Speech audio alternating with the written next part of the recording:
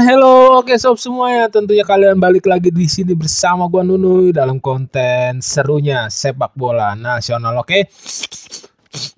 Di konten serunya sepak bola nasional kali ini gua mau menginfokan semua kalau Erick Thohir mengeluarkan statement dan setelah ada evaluasi dengan kinerja Sintayong pada saat pertandingan kualifikasi Piala Dunia Zona 3 yang kemarin yang terakhir lawan Cina dan Bahrain, dan baru aja mengeluarkan statement setelah rapat evaluasinya dan memberi kabar ke Coach Shin sendiri kalau saja timnas Indonesia senior kita di kualifikasi Piala Dunia Round 3 harus finish di peringkat keempat. Gue bilang ini masih masuk akal dibandingkan dari pertama kali ada dimulainya kualifikasi round 3. Banyak banget yang optimis, banyak banget yang berpendapat kalau timnas kita harus lolos di ranking 1 ataupun ranking 2 ataupun bisa lolos langsung. Ya gue bilang persentase gue kecil, persentase gue menurut gue itu susah didapat, susah dicapai, hampir mustahil gitu kan, mustahil. Nah tetapi kalau gue bilang persentase di ranking 3 atau 4 sehingga lolos kualifikasi round 4 gitu kan, itu masih make sense, masih lebih masuk akal lah sob semuanya. Gini loh, timnas kita emang baru dibentuk, baru pemain golongan tier 2, tier 3-nya baru benar-benar bergabung kayak Mes Hilger, terus ada siapa lagi tuh yang kemarin yang belum tentu bisa main juga nanti lawan Jepang ataupun Arab Saudi, belum ada pernyataan resminya juga dari FIFA ataupun dari PSSI itu sendiri. Tetapi kalau peringkat 3, peringkat 4 masih oke lah, walaupun persentase gue juga enggak besar-besar amat, so masih 50%, 55% lah. Gue bilang masih bisa lolos ke tier zona selanjutnya, oke. Tetapi apalagi kalau dilihat ada kejadian tak terduga, ada kesalahan yang tak terduga ya seperti kemarin lawan Cina, ya kesalahannya dari zona defense kita sendiri, ada error dari pemain kita sendiri. Siapa yang mengira, siapa yang menduga kalau Saint Patinama bisa melakukan error defense kayak gitu? Siapa yang mengira kalau J.I.Jes dan Mes Hilgers ada miskoordinasi berdirinya di zona lain yang berjauhan yang menimbulkan jarak, pemain Cina bisa masuk. Siapa yang mengira bola itu nggak bisa dipotong oleh pemain tengah kita gitu kan? Ya Coach Shin sendiri ya dalam sisa laga nanti, khususnya yang terdekat melawan Jepang ataupun Jepang ataupun Arab Saudi yang bermain dua-duanya home di Gelora Bung Karno, bisa memaksimalkan, bisa meracik taktik yang terbaik untuk King Indonesia kita. Tidak terlalu banyak mencoba-coba, bila tidak mungkin ya menurunkan yang paten aja. Kalau lawan Jepang gue bilang ya kalau kita bisa mencuri hasil poin seri aja itu udah bagus banget. Lawan Arab Saudi kita bisa mencuri 3 poin, bukan tidak mungkin. Persentase gua mencuri 3 poinnya lawan Arab Saudi ya tentu saja lebih besar sob. Gini, terlebih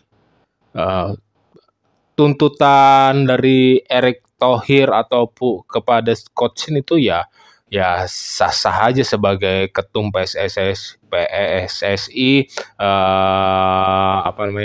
ketua komite sepak bola tertinggi di Indonesia menuntut kepada pelatih sepak bola, ya sah-sah aja gitu kan.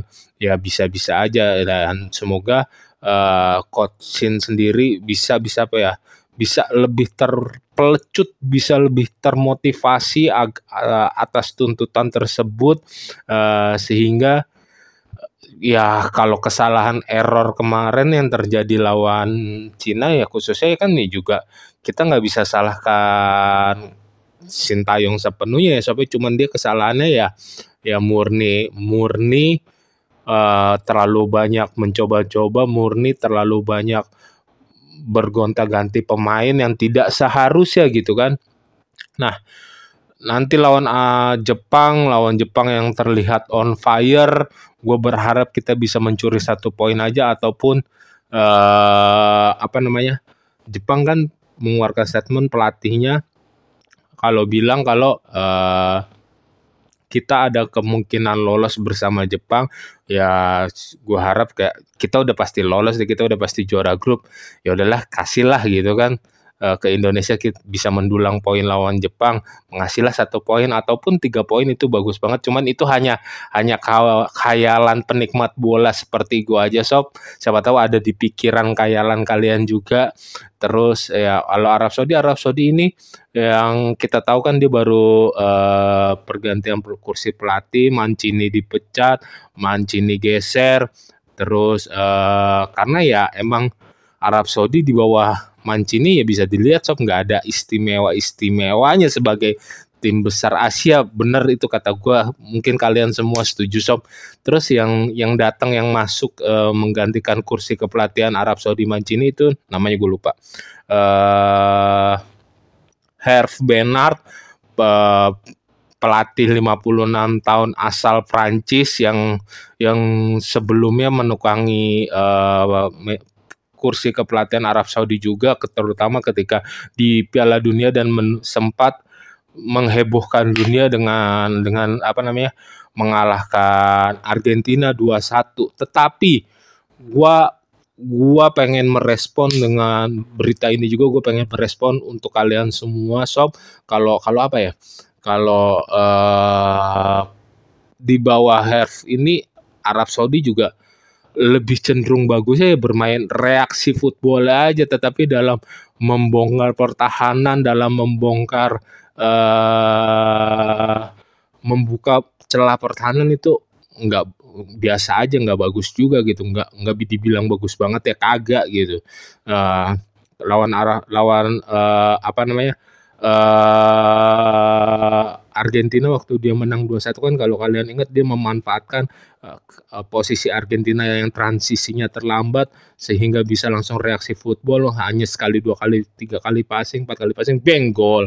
Udah selesai gitu aja. Tapi kalau untuk membongkar pertahanan lawan di saat lawan defense gitu, parkir, agak kesusahan juga, agak kesulitan juga. Dan pelatih Sintayong, pelatih timnas King Indonesia kita, mendengar kabar tersebut dia tidak mengambil terlalu pusing. Gua harap sih benar begitu, dia tidak pengen terlalu memikirkan. Bahkan menurut gua nih sob ya, sebagai Arab Saudi di masa transisi ini, semoga bisa dimanfaatkan betul oleh King Indonesia. Semoga Indonesia beserta pelatih timnas Sintayong bisa menemukan celah gimana caranya Arab Saudi kita tahu ya bermainnya hanya mengandalkan sektor sayap, jarang dia bisa menusuk dari tengah gitu, enggak gitu, bukan not tipe permainannya gitu sob.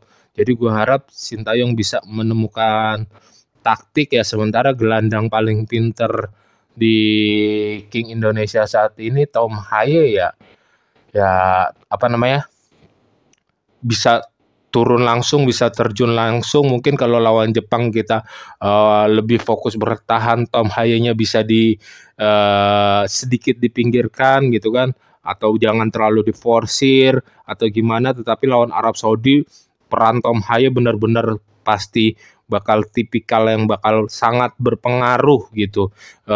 Lawan Jepang kita bisa lah. Lawan Jepang waktu di Piala Asia yang sebelumnya kan, kita bukan dibantai kayak Cina, bukan dibantai kayak yang peserta-peserta lainnya. Kita malah bisa merepotkan Jepang waktu sempat mengunggulkan 2-1 apa 3-1, kita kalah hanya selisih gol tipis, hanya gol dikit, dan dia sempat kerepotan juga dengan permainan ngotot kita, dengan jiwa petarung King Indonesia. Jadi semoga bisalah meraih, kalau lawan Jepang paling banter bisa meraih 1 poin. Kalaupun bisa meraih 1 poin ya kemungkinan Jepangnya ngasih kali ya Sob ya, tetapi itu buat poin plus banget buat kita. Tetapi kalau lawan Arab Saudi kita harus bisa memanfaatkan transisi kepelatihan, pergantian pelatih ini lawan Arab Saudi. Oke Sob, kalau menurut gue gitu aja. Menurut kalian gimana?